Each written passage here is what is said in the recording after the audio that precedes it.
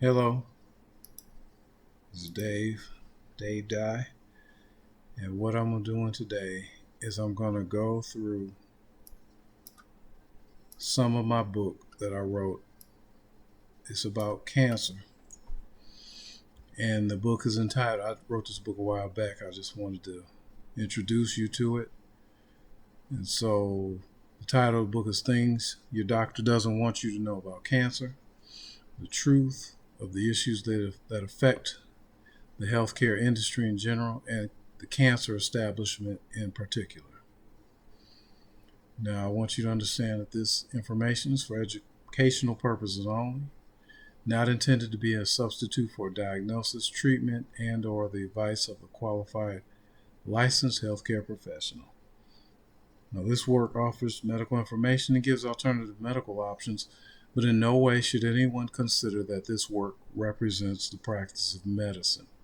The author assumes no liability or responsibility for how this material is used. Also note that when this work was compiled, all efforts were made to ensure that all statements were true at the time of release, but nonetheless, some information may be out of date. All statements regarding alternative treatments for cancer and other diseases have not been evaluated by the FDA. That's just my disclaimer for my protection as well as yours. You need to see if you have any questions or any concerns, you should seek a licensed medical professional to help you. With that said, I'm going to go ahead and talk about some concepts that relate to cancer, healthcare, and a lot of other topics. Usually in my investigation, I've come across a lot of different information in various disciplines. So, the first thing I'm going to need you to do is to prepare to expand your mind. The purpose for this information is to assist you in finding success in beating cancer. Remember that contrary to popular belief and what you might have been told or what you might have thought, you brought this on yourself. This is not, I'm not accusing you, it's just the way reality works. You did whatever actions you've done in the past, whatever thoughts you've had in the past, whatever things you've believed, have brought you to the point where you are now. Now, on the one hand, that sounds like a downer. That you are responsible for creating your cancer. But on the other hand, it's going to give you a power as well.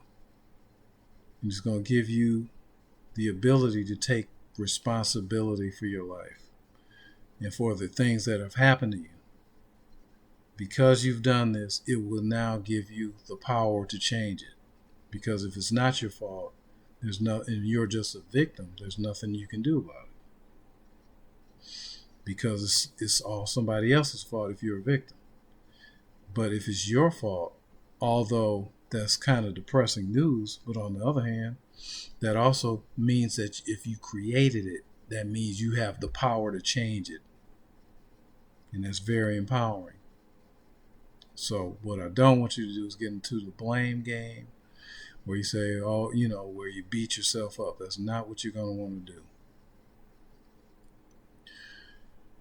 So what happens is if you fail to take responsibility for your life, in particular this cancer, you're not going to be in control, and you're not going to be able to get rid of it yourself because you don't accept that you have any responsibility for the situation. So for you to do that, it's going to require you to expand your thinking. And this leads me to a quote from Einstein. He was attributed with saying, quote, "The significant problems we face cannot be solved at the same level of thinking we were at when we created them." And what this means is that let me backtrack a little bit, because if you But if whatever circumstances you are experiencing in your life, you have to understand the way the world works and the way the universe works. You created them. Your thinking, whether you created it consciously or unconsciously, your thinking, your beliefs, your attitudes, your habits, your behavior, they are what created your current circumstances.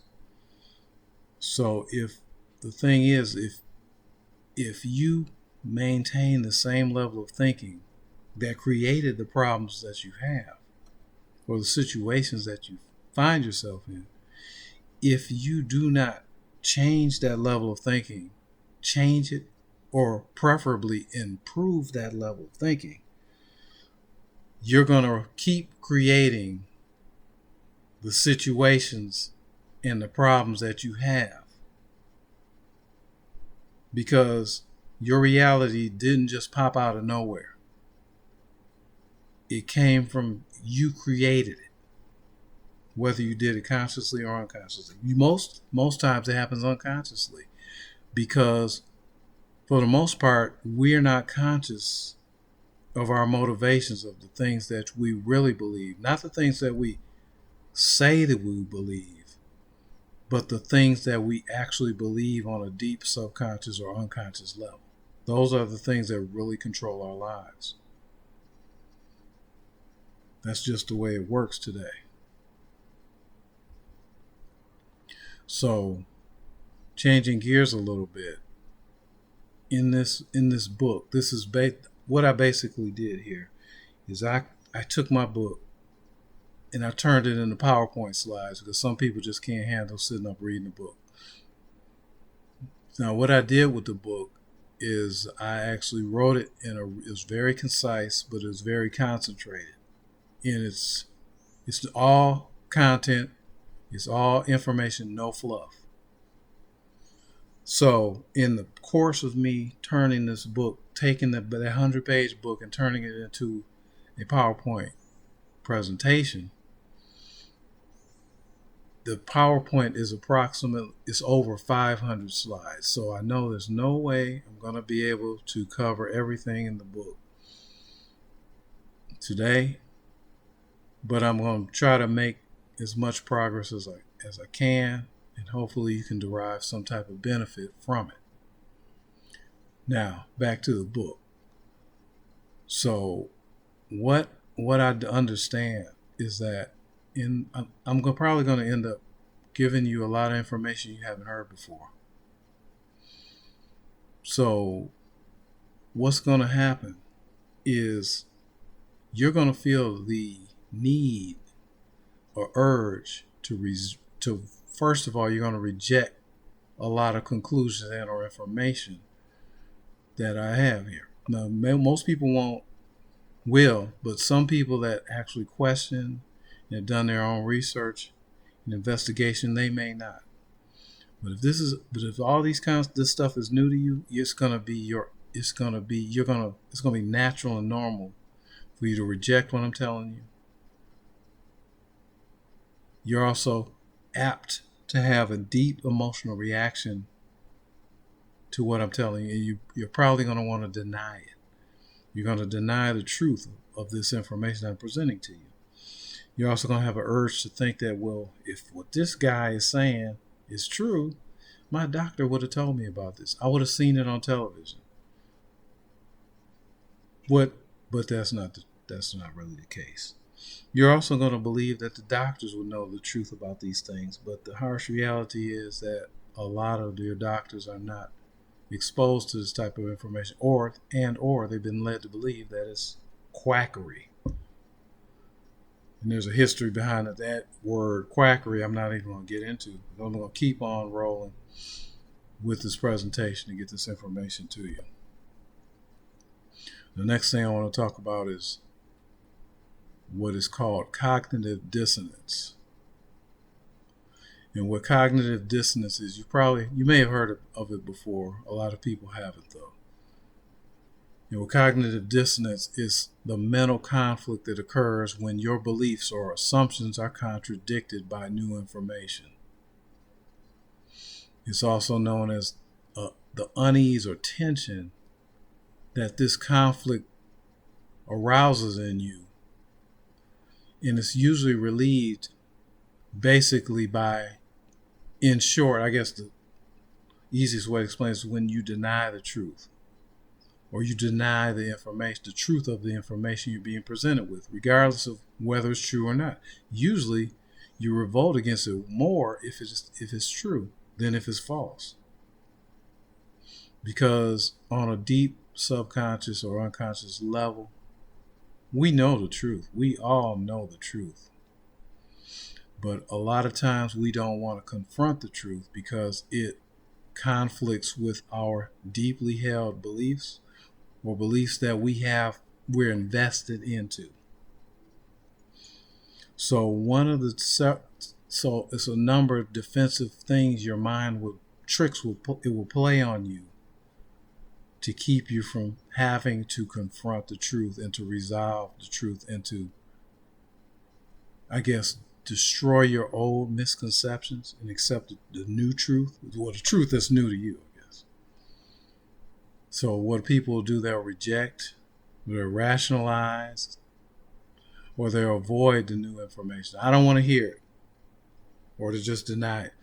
Or you'll persuade yourself that it's no real conflict between this new truth and the things you've believed in the past. Or you reconcile the differences. You come up with explanations for why the new information does not change the veracity of what you're believing. Or you may resort to any other type of defensive way to preserve your old beliefs, or your deeply held or long held beliefs. What I found is that actually, when we're confronted with a truth or a fact that contradicts our belief structure, is that the ego takes it as a personal attack. Because a lot of us, we just don't have a belief structure. Our belief structure actually is intimately tied into our identity, or at least the identity of your ego, which can be a very painful and threatening thing. So on a deep subconscious level, that's one of the reasons why people revolt against the truth. So another thing we have to understand is that the truth is bigger than your concept of the world. It's bigger than your, or also known as your paradigm. You have to understand your paradigm is merely a map of the world. It isn't actual reality. Just in the same way that a map is not the actual terrain that it describes, your paradigm is just an approximation of reality. But because reality is so complex, it's so multidimensional, until I guess it's easier to think of it in terms of a model than it is to actually try to encompass all the complexity of it. Or if that's even possible, it may not even be possible, because reality is just complex. It's just like with things, some people try to paint stuff as either black or white, this or that. You're with us or you're against us. These types of things. There's always, reality is much more nuanced than that. So I guess as a conceptual tool, we use paradigms to simplify our understanding of the world. So with that said, we have to understand that what we're presented with consciously is just a very small range of thought when it's compared to the totality of reality. So we have to understand that even though we use paradigms all the time, paradigms, metaphors, things of that nature, to try to conceptualize reality, We have to understand it's not that simple. But because a lot of times what our paradigms tend to lead us to do is to simplify things to the point where we can understand them, even though they're just an approximate. They're not totally true. It's just a model.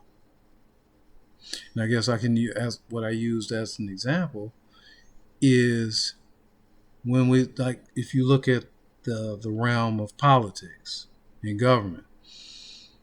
If you were just to watch television, you would get the idea that there are only two political parties, the Democrats and the Republicans. Speaking about the United States here. When there are a lot more parties out there than just the Democrats and Republicans. You have the Libertarian Party, you have the Taxpayer Party, you have the Green Party, you have the Communist Party, you have the Socialist Party, you have, and before, historically, you had the Whigs. I think the Whigs actually had at least one president back in the 1800s. You had the Whig Party.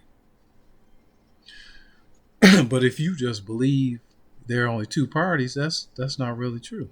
Or now they may have co-opted your political system, taking it over, but there's still other parties outside of just the Democrats and the Republicans. So technically we don't have the people do not have to feel like they're being held hostage by Democrats and Republicans. Although, you'll hear people say a lot of times, I've heard people say all the times, if I don't vote for a Democrat or Republican, I'm wasting my vote. Which is kind of a self-fulfilling prophecy. Because if you keep voting for them, of course you're not going to have a choice. Because if everybody thinks that they don't have a choice, they don't have a choice.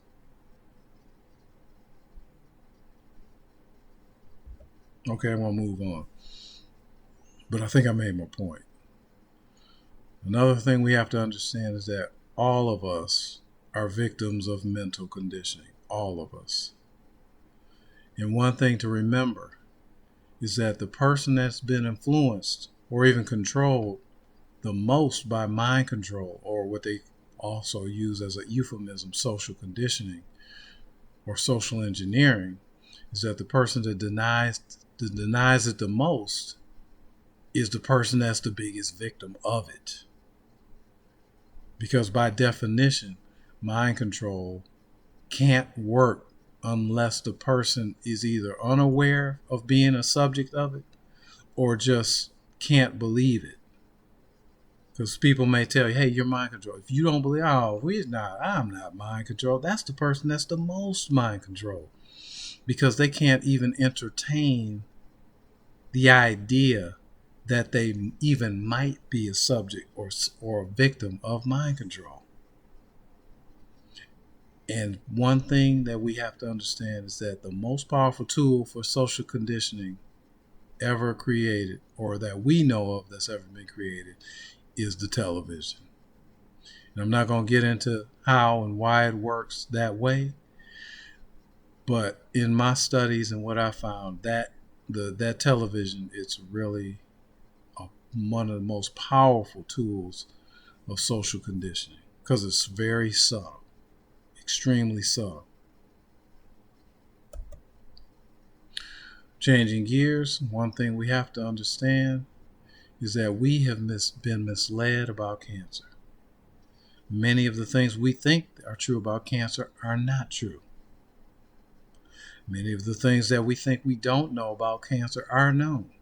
Maybe not widely known, but they are known by some people out there. And this is the reason why people have cancer in the first place. Because because people knew the truth about cancer, what causes it, how you get it, how you stop it, people wouldn't have cancer. If you knew, or your loved one or your friend knew the truth about cancer, they would not have it. So we have to come to the realization that there's a lot of denial, misconceptions, and ignorance floating around about cancer, what causes it and how it's treated. One thing you need to know is that before the truth can set you free, you need to recognize which false belief is holding you hostage. Because if you don't figure that out, you'll never figure it out, and you'll never be free from the misconception that's messing you up. The bad idea or set of ideas and beliefs and behaviors that have led you to the point where you are now, where you have a cancer diagnosis. Think about this. If conventional cancer theories were right, we would already have cures for cancer. Think about that. If you assume that oncologists and big pharma and medical professionals knew what they were doing, where are the cures? Or even at a more advanced concept, where's the prevention? How do we prevent people from getting cancer? And why are survival rates measured in days and weeks and months and not in years or decades? Think about that. Why is that the case? When you have all these experts, all these institutions, all this stuff going on with these experts all over the place, why don't we have any cures? Think about this. A cancer diagnosis still strikes morbid, intense fear in most people. This is because most people know that it's almost the same thing as a death sentence for you to get a cancer diagnosis. Why is this the case? Think about this.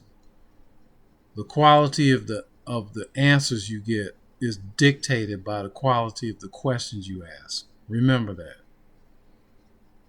Because a lot of times a well-asked question makes the answer self-evident.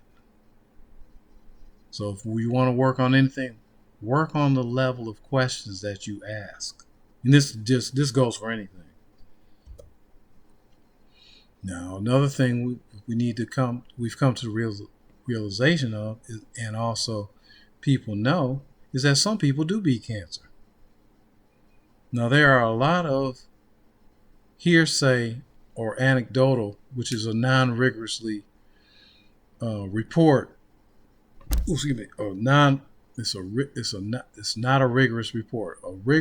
What the researchers and scientists would call a rigorous report would be one that comes from what you call a randomized clinical trial. And what they used to call those is what you call a double-blind study. And a double-blind experimental study is one where, see, in any experiment you have two groups. You have the control group and the experimental group. The control group doesn't experience whatever you're testing for or testing. So that's why it's a control group, because that's the normal group. The experimental group is the group that is going to undergo whatever you're trying to test. So if you're trying to test a treatment for cancer, they will be the group that gets the treatment, and the control group would not.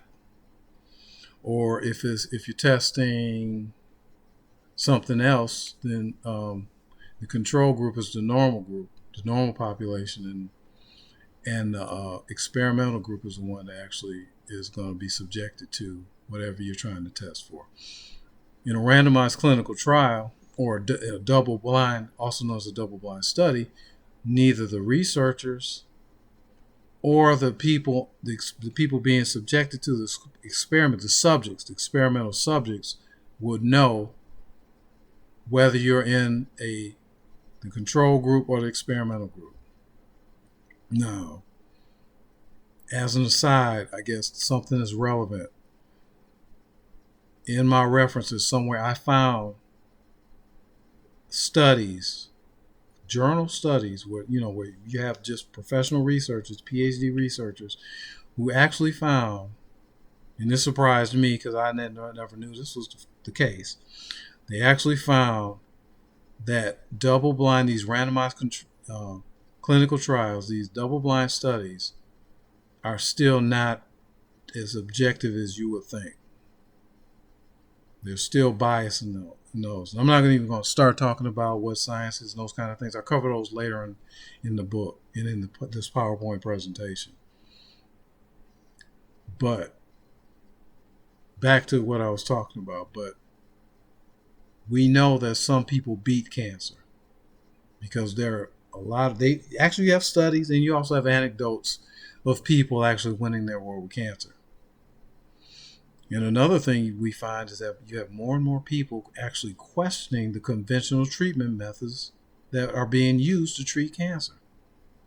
And what I found in my studies, and I'm not the only one, there are other people who believe this as well, is that there are more sensible ways to treat cancer than with what we call the conventional treatment paradigm. And I'm going to talk about that in a few. But even worse is that treatments and cures for cancer have been found. But unfortunately, they are suppressed, or they are maligned, or they're ridiculed, like we talked about before. You have to understand that the bottom line is that the cancer industry is a multi-billion-dollar-a-year industry. So if someone were to find an effective cure, especially if it's cheap, readily available, or non-toxic, this would destroy this multi-billion-dollar industry. There's no doubt about it. And I'll talk about that later. I'm not going to get into why it would do that, but you can use your imagination. And, for one thing, you have powerful political and economic considerations. Because you have this huge amount of money at stake. So a lot of people, they're not just going to sit around and let you destroy their livelihood or destroy this whole industry. It's very profitable. And I guess the sordid truth is that a lot of times, if not most of the time, the way the medical industry is set up today, what's best for the patient is not always what's best for making money. It's not. It's just not. It's like you got two diametrically opposed goals. On the one hand, making money is based on treating people, but not curing them. So you can continually charge them over however long they live. Or on the other hand, what's best for the patient is to cure. Actually, a cure is actually a more primitive type of approach to disease. The most advanced approach to disease is not to get the disease in the first place. So prevention is much more advanced than cures, all this technological whatever. So with all that said, one thing you have to understand is that you can beat cancer. Cancer can be beat. It's been beaten before, and that means it can be beaten again. And like I said before, there are numerous anecdotal reports of people sending their cancers into long-term remission, which I guess is a kind of long-winded way of calling it basically a cure. Because the medical establishment today, they just will not call anything really a cure for cancer. So if your symptoms subside, they're going to call it a remission. Because based on what they do, based on their paradigm, you go in remission because they never really cure you with the things they do. Now, one critical thing you need to understand is that if you can learn what the people who beat cancer know, you can beat it too. Let me repeat that. If you know, or if you can learn what the people who beat cancer know, you can beat it too.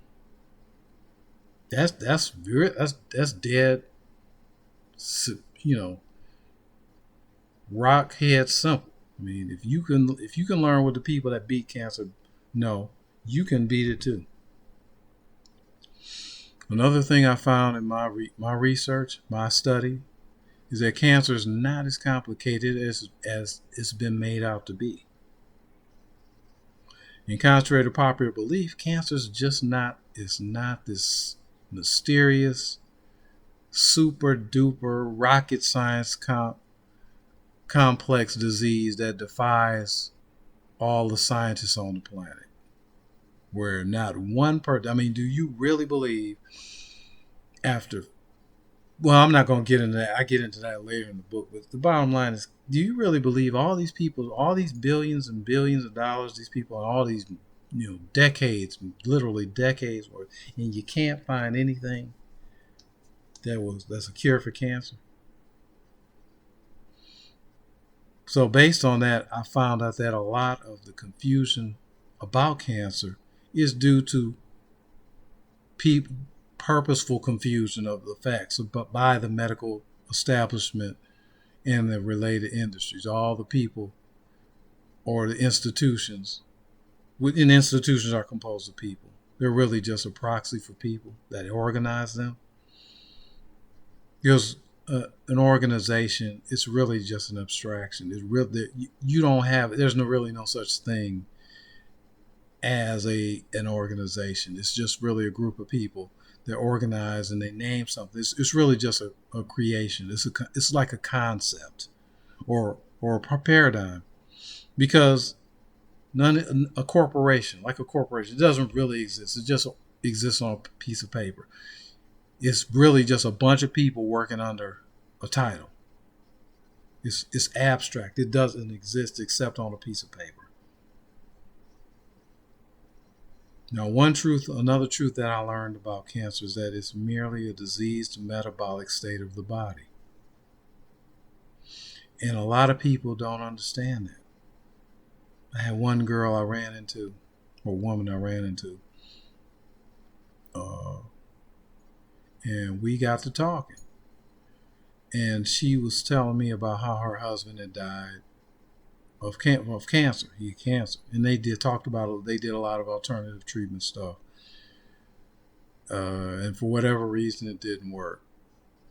I think he did. Matter of fact, I think he did conventional and alternative treatments.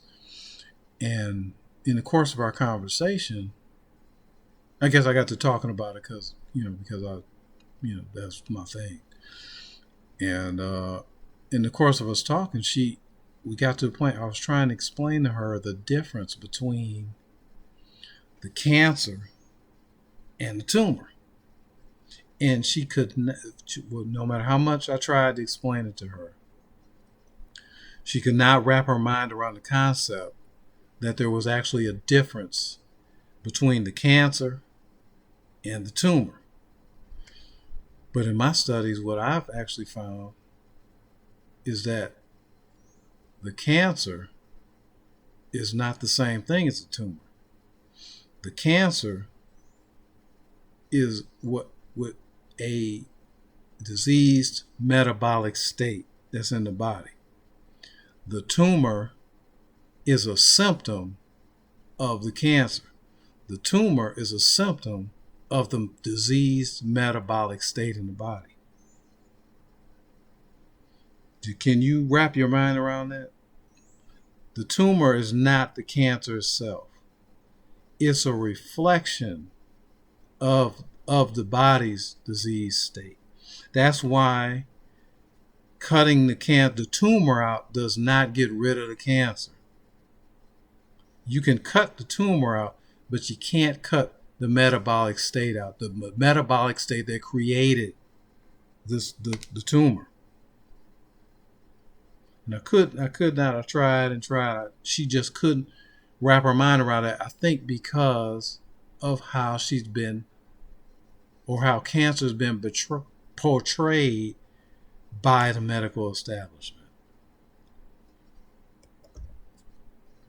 Some of the things, I know the book is only about 100 pages long, but I didn't put any fluff in it at all. But some of the things I've covered and that I've learned is that what you will learn from the book is what cancer is, how it works, why the cancer establishment and Big Pharma, which is short, Big Pharma is short for the big pharmaceutical companies, these huge multi-billion-dollar corporations. And you'll understand why they will never find a cure for cancer.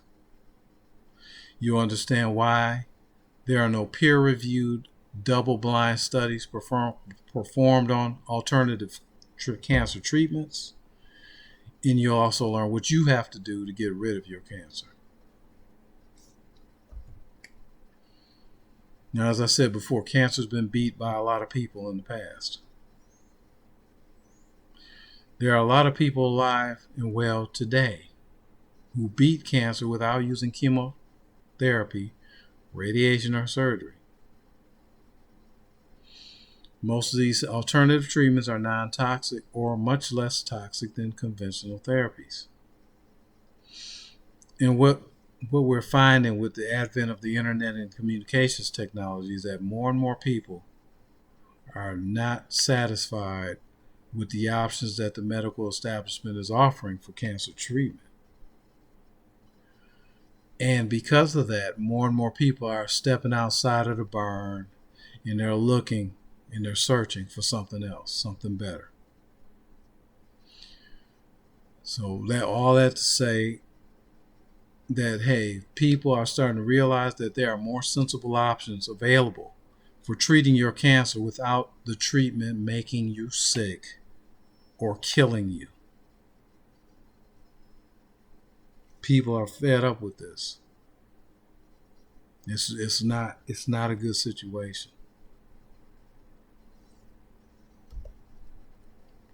So let's talk a little bit about alternative cancer practitioner methodology. There are a plethora of different approaches to treating and curing cancer. And most of them are a lot cheaper, more effective, and much less toxic than conventional cancer treatments. But they're much more powerful because they actually work without poisoning you. Most alternative approaches to cancer selectively attack the cancer cells and don't harm the normal cells. And I guess that's, in lieu of preventing it from happening, that's probably the best of both worlds, where what you're taking, the substance or whatever you're doing, is deadly to the cancer cells. But I guess in a perfect world, it would help the normal cells and kill the cancer cells. Another thing with this, a characteristic of a lot of your alternative cancer treatments is that they focus on detoxification and the building up of your nutritional status. Detoxification, I think one of the things I've found out about cancer is that a lot of your cancers, if not most, if not all of them, are related to toxic overload of the body. And this is very important today because today we're all exposed to numerous chemicals after we had the Industrial Revolution. Because with that, the plants and the companies and the processing, it creates a whole lot more complex chemicals and substances, a lot of which they test for, but even when they do a test on a toxic substance, because you have so many chemicals out here, because things are so complex, you can only test one chemical at a time. So one of the problems with that is that, unfortunately, chemicals just don't come where you have one little chemical coming at a time. We're exposed to literally thousands of chemicals in the environment. And the problem is we do not understand or have a very poor understanding of how these toxins work together. So one thing you could experience is what's called a synergistic effect. Just like if you take a Valium and you take it swallowed down with a martini, it used to cause problems for people in back when Valium was a big thing, because you never know how these two substances will work together. You might get it where one Valium plus one martini might lead to two Valiums, or it could be where you have one martini and one Valium, where it might lead to the effects of 10 Valium. It's just unpredictable. So some of the characteristics of alternative cancer approaches are that they are usually cheap, or at least a lot cheaper than what we actually pay for mainstream cancer treatments. I've seen some cancer treatments where, they can easily reach into the tens of thousands of dollars per month. A cheap one might cost you $4,000 or $5,000 a month. That's what leads to healthcare being one of the leading causes of bankruptcy in the United States. So another thing, a characteristic of alternative cancer approaches, is that their treatments are easy to produce or administer. They're usually composed of products that are readily available. Or even if they're not readily available, they're more available than some of the things offered by the medical establishment that require a physician's prescription and or professional administration. Because some of the things you wouldn't just want to just take a lot of these chemotherapy drugs or radiation, or do it on a do-it-yourself type of basis. Because we're talking powerful stuff here. Powerful drugs, powerful radiation that, it's very dangerous. Another thing about alternative cancer approaches is that their substances and approaches tend to be non-toxic. So they're not going to make your hair fall out. They're not going to... They can now. I'm not saying these things are innocuous, because some of them can be kind of toxic depending on what type of substances you're talking about. And if you go overboard, you can hurt yourself. So you have to be careful. You have to really know what you're doing, or at least have an understanding of some of the possible side effects and things of alternative cancer substances as well, because some of them are very powerful in their own right. A lot of these substances, they tend to be extremely toxic to cancer cells. And a lot of them, they're going to have a tendency to strengthen the body and nourish the body, and also detoxify the body. Now, one thing you have to keep in mind with detoxification is that although detoxification is an excellent thing to do, you're going to want to be careful, because what you don't want to do is overload your routes of elimination in the process of detoxification. Because if you back them up, then what happens is you release all this stuff, because the body usually will sequester the toxins in the body. And that's one interpretation or one idea that people have about tumors. They think that they are actually the body's attempt to sequester or to package the high levels of dangerous toxins in your body so that they don't impact the body's functions. So if you release these things into the body, but you release too many of them too fast, too rapid a rate, you can actually kill yourself or hurt yourself badly by doing that. So one of the things you have to make sure is, although detoxification is good, you don't want to go overboard and do it too rapidly, because you could end up hurting yourself. And another characteristic of alternative cancer approaches is that they will tend to stimulate and strengthen stimulate and or strengthen the immune system because your immune system is extremely important. Matter of fact, you can't live without it. Now, let's talk a little bit about conventional cancer methodology and the conventional cancer treatment paradigm. One of the things that stood out to me is that you have to understand the body, as far as the conventional paradigm, the body is just viewed as a battlefield where the cancer is the enemy and we're going to blast this enemy to kingdom come. We're going to nuke the enemy, basically. That's pretty much the approach or the paradigm. Another idea they have is that diet and toxins have no real significance in treating or preventing cancer. A lot of times they'll just tell you, hey, we have no scientific evidence that anybody can treat any disease with a diet.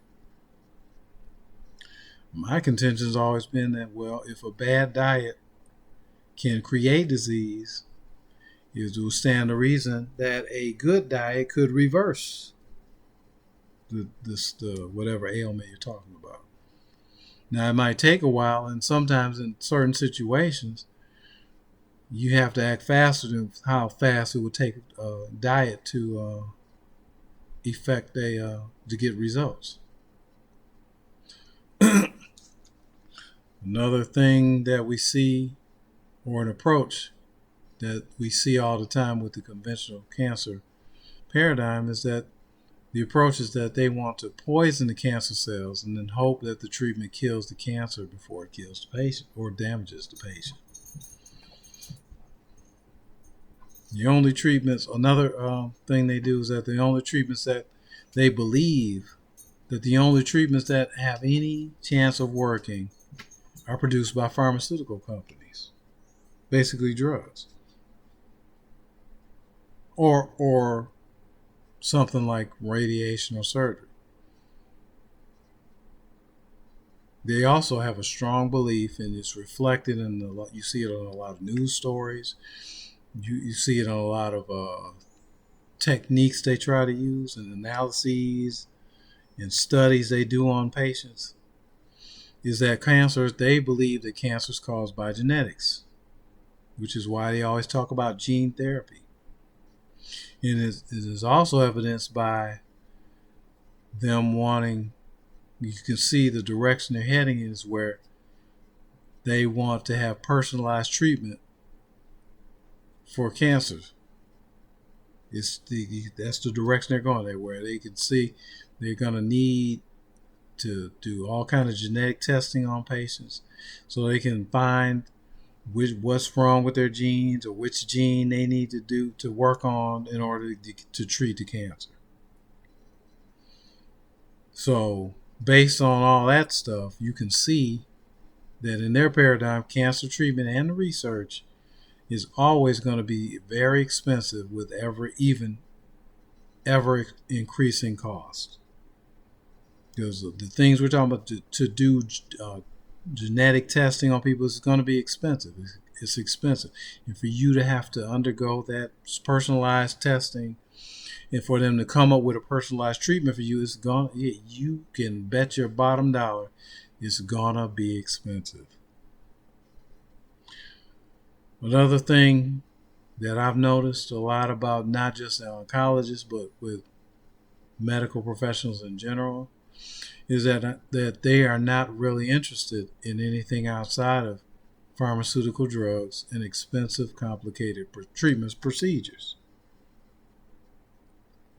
I guess part of that has to do with how much you have to pay to get a medical education, whether you're a physician or PA, which is a physician's assistant, or a nurse practitioner, and all these people, they charge a lot of money for you to go to school and get educated. And it takes a lot of time and a lot of money. And a lot of people, well, you really can't blame them. A lot of people are not going to be willing to risk their livelihood to go against the grain. And also another thing you notice if you study anything about the conventional cancer methodology is that the patient is seen pretty much as a passive receiver of decrees from excuse me. Ooh, pardon me. The doctor will tell you what you need to do. He's gonna study you, run tests on you, and he's gonna say you need to do this, and this is your best chance for a cure, or for you to live the longest time you're gonna live. So in my studies, in my research, what I found is that billions, literally billions of dollars are being made off of treating cancer rather than curing it. And what you find is that the cancer industry makes approximately $850 billion a year worldwide on cancer treatment. And that's probably a conservative estimate because I didn't look at all the other things that have to do with that. But regardless, that is a really huge number. And so the question that came to my mind is that I had to think about is, now what incentive is there for these people to cure cancer if curing it will mean that this is the end of this $850 billion industry? Who in that industry would want to see it destroyed? I'm not going to say everybody in the cancer industry or the medical industry doesn't want to see the gravy train in, but by the same token, I know there's a lot of people that would not want to see that in. People that they're getting paid like this, I don't know if they would actually want to see their job or their profession, eradicated, and have to go out and find a new job or undergo new training in the uncertainty that you'll be able to replace the money that you make from the status quo, or from the way that the industry is organized right now. People have student loans after that, huge student loans. You got doctors coming out of school in $100,000, $200,000, $300,000 worth of debt, college student loan debt. And then you have people, they have car notes, they got house notes to pay, they got children in school, they got children to take care of, spouses to take care of, parents to take care of. So that's a consideration. You have to take that stuff into account. That's an uncomfortable thought. And so I think people understand that, hey, money always is going to change the game, because nothing exists in a vacuum, especially when you're talking about $850 billion a year. You got literally billions of dollars at stake here. What I think everybody understands is that when you have money, power, and prestige, and ego, and all these other perks at stake, people are more apt to just go along to get along. Just do your job, put your head down, don't question. I'm just doing my job. Hey, they say do it this way, I'm doing it this way. I'm not messing up my check. I'm not messing my life up.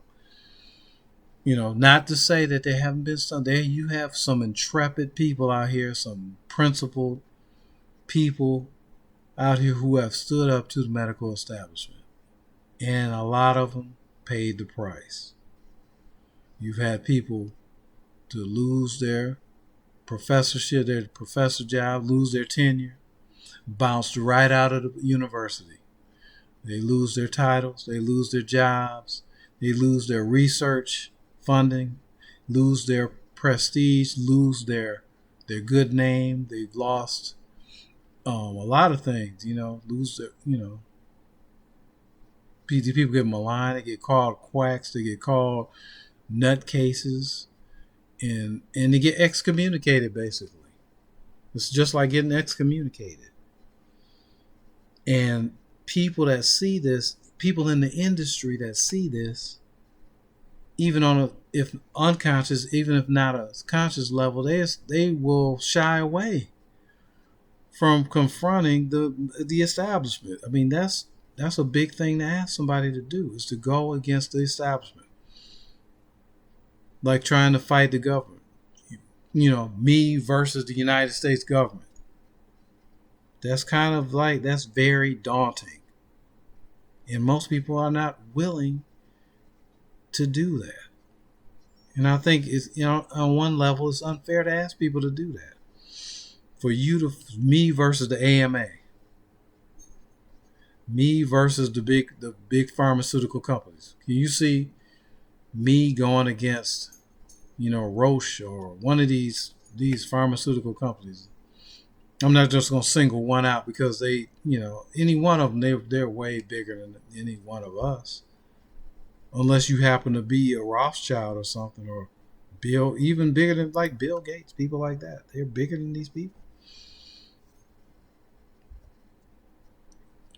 So,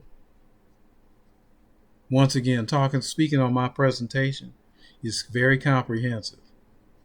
I personally couldn't believe how much it took for me to convert my little 100-page book into a PowerPoint presentation of over 500 slides. That's really crazy. So it's comprehensive, so I cover a lot of ground, but I endeavor to keep it simple so that the average layperson will still be able to relate to it, learn from it, understand it. And I covered a lot of the bases so that you will be knowledgeable. So after you finish going through this, you will be knowledgeable about science, health, medicine, and a lot of other topics, as well as your understanding of cancer. Because hey, I'm not paid to keep you confused, or I'm not paid to be confused about any of these topics. I don't have billions of dollars at stake or to protect by trying to deceive you. I don't get I don't get anything like that from this. So I guess here I finally got to part one. That was what all I was just covering back then was just an introduction. And what I covered in part one of my book is that what is the question of what is truth and what does it have to do with cancer. And I'll just cover a little bit of that because I know I'm not going to be able to get through that entire thing, but I'll be able to give you an introduction to some of these topics. And one of the things that I ended up covering in the book is the difference or the contrast between perception and reality. And after I wrote it, I had to really stop and think about it. Because originally I thought that, hey, reality is what exists independent of a person. You have reality and you have yourself. And that reality is here and you're here and you have no effect on reality. But what I came to learn is that you do have an effect on reality. And one of the things that really taught me a lot about that is a book that was written in the 90s. I believe it was written in 1992. I don't know why I can't remember the author's name. His name was Mike. His first name is Michael. But I can't, for the life of me, I can't remember his last name. And I'm looking around for my book. It may be around here. I was looking for it. I don't know what the heck I did with that doggone book. But the name of the book is The Holographic Universe. Remember that. Because if you're interested in the book, now the book was written in 1992.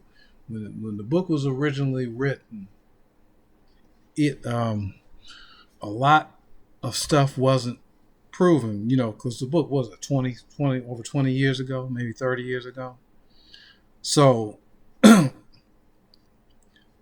after the book was written, what happened was somebody or some people got together and they made videos that studied this holographic universe phenomenon and expounded on it, because since then there have been a lot more scientific studies that only went into more depth and were even more proof about the nature of the holographic universe. And in fact, you have your quantum physicists and these theoretical physicists and all these other scientists, and they actually empirically proved and scientifically proved that the thing, this world we call, or what we call reality, and this thing we call reality, what we think of when we normally say reality, has been scientifically proven to be a holographic projection. That's really mind-boggling concept, especially in relationship to what we've been taught in school, to what we commonly hear in the mass media. And it's really astounding. But that is exactly what your leading scientists have come to understand. And that's real. There's really a lot to wrap your mind around. And if you're on YouTube, go on YouTube, and if you want to see it for yourself, you can Google the holographic universe. It's a 5-part video series where, so if you don't want to read the book, you just want to sit up and watch the video, they're going to explain to you in depth how what we call reality is a hologram. We actually live in a holographic projection. As crazy as that sounds. They always say the truth is stranger than fiction. And that's it. And with that, I'm going to just leave it at that. And I'll tell you, hey, I got over 500 slides in this book, and I know that's a lot. It took a lot to even write it. And hey, I'm only on slide 25. So this, hopefully you got something meaningful out of this. I hope I didn't wreck your reality too much, or your non-reality, or your hologram too much. But hopefully, if you liked it, hey, go ahead and click the like button on this video for me, and I'll try to provide more information on this. And thanks a lot for viewing. And with that, thanks, and have a great one.